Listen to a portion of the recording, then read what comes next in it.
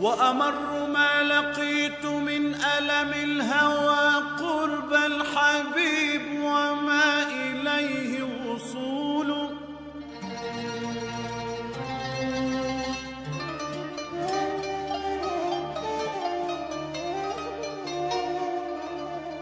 وأمر ما لقيت من ألم الهوى